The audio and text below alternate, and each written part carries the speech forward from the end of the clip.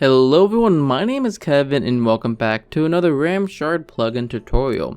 In this tutorial, I'll be showing you to easily set up the NPC Slapper plugin for NukkitX on Bedrock Edition.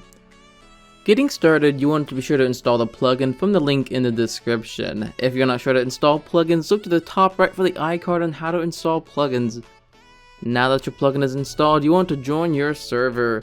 Getting started, the base command is /npc. Doing this will show you all the commands with the NPC plugin. Before creating an NPC, you will need to see the entity name. Do /npc list to see this.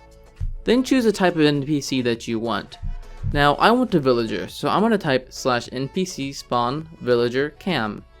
You can also change the name later with the edit command.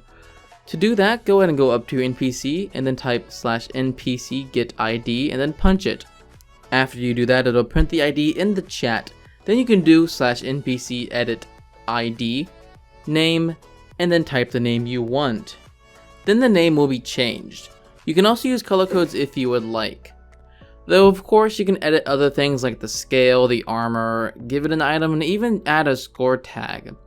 Now if you want to move the NPC, you can do /npc edit ID TP here. That'll TP the NPC to where you are currently standing. You can also add commands to your NPCs. You can choose either a console command or a player command. For example, a console command would be to change time, so I would do /npc add cmd ID time set noon. That'll make it to where any player that clicks that NPC will change the time to noon. But if I want to do a player command, I would need to use the placeholders for it. Now the placeholders are as follows. %p makes it use a player name, %uuid makes it use a player UUID, or %eid makes it use a player entity ID.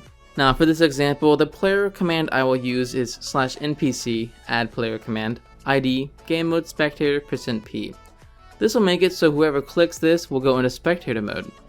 Now if I want to clear all the commands later down the road, I can do /npc del all cmd ID. That will remove all the commands from the NPC. Though if I just wanted to remove the NPC, you can type /npc remove and then punch the NPC. That'll delete it. Now, that is how you easily use this plugin and set it all up on your Minecraft server. But you can also use other commands if you would like for your plugins or just other features you have on your Minecraft server. The possibilities are endless. And remember, if you have any questions about this, feel free to contact us on our live chat so we can help you with that.